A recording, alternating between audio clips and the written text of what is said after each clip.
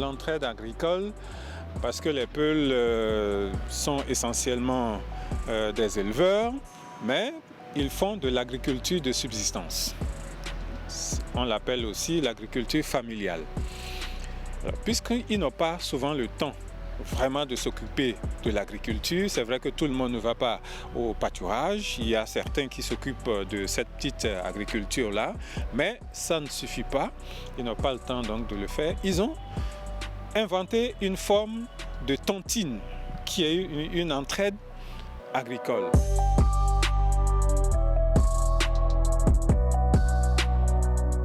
Lorsque vous avez votre champ et vous n'avez pas le temps de travailler dessus, vous faites appel donc à toutes les autres familles, à tous les autres éleveurs qui font de l'agriculture à venir travailler pour vous. Et cela se fait en une journée et tout ce que vous avez comme champ est travaillé le même jour.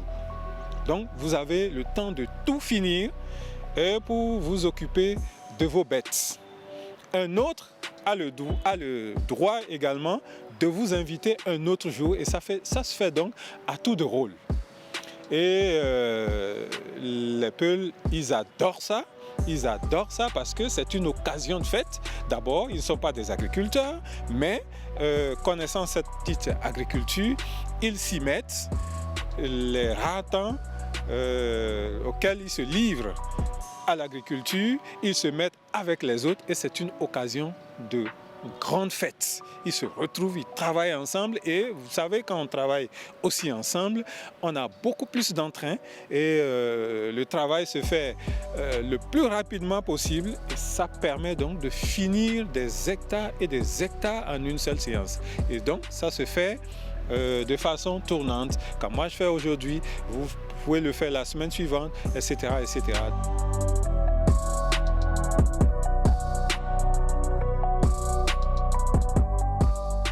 C'est entre les familles qui se retrouvent dans la même contrée. Bon, c'est vrai que les peuples ne se retrouvent pas dans un grand village.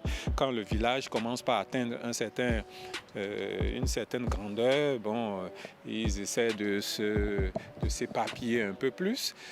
Mais ce sont les familles du même village ou du même hameau qui se retrouvent. Il n'y a pas de condition particulière pourvu que vous acceptiez ou que vous soyez du même village, pourvu que vous ayez les moyens d'organiser naturellement une grande fête pour tous ceux-là qui vont venir. Ils vont manger, ils vont se réjouir.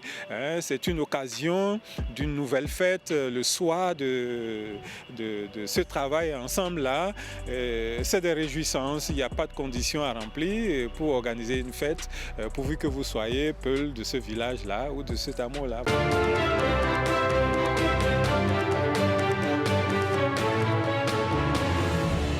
La solidarité dans toute sa splendeur, la solidarité qui donc caractérise le peuple Peul, nos parents Peul, qui donc s'associent pour aller donc sarcler, faire le chant les uns des autres rocs. Oui, vous l'avez dit, c'est une solidarité qui court dans les milieux ruraux et cela continue aussi. Moi, je me rappelle encore, c'est pas seulement avec les Peuls, en milieu nago, plus précisément à Manigri. Moi, j'ai vu cela en Gongone et on dit demain tout le monde va dans le champ de telle personne.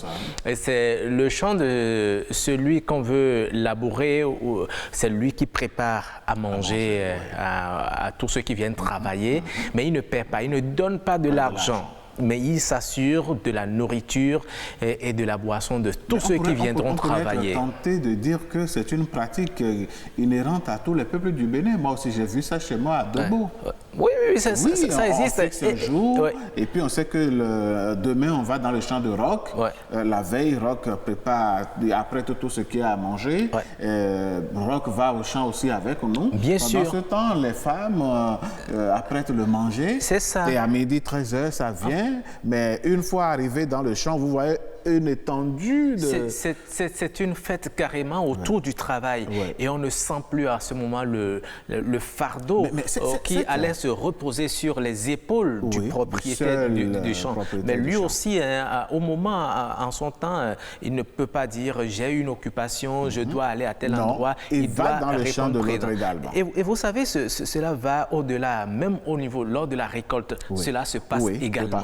Tout à fait. Et quand on fait la récolte, il y a le partage qui se fait aussi. Mais Roch, selon vous, cette solidarité qui nous caractérise, où est-elle passée aujourd'hui?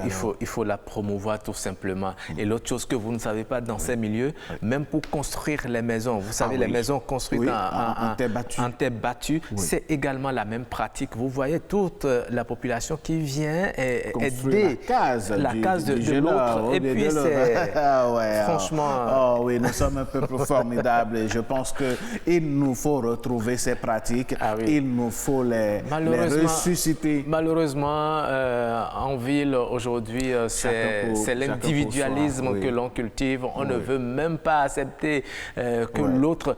Vous voyez, quelqu'un entame son chantier, il cherche des tôles et puis il encercle la maison. Il n'informe même pas ses amis pour dire j'ai commencé telle chose, donnez-moi des conseils. Non, on ne veut pas parce qu'on a peur. Ah, attention, nous tous on est là maintenant, lui il a commencé par construire une maison. Ah, on va faire quelque chose. Oui. Donc il y a ces petits esprits. Bref. Bon, il faut que tout ça là s'arrête. Oui, et promouvoir. Allez, Roch, ce qui est sûr, moi je vais former un groupe avec les collègues de la production. Et si vous avez un champ, informez-nous. J'en ai. On viendra s'accoler pour vous. Mais on ne viendra pas s'asseoir.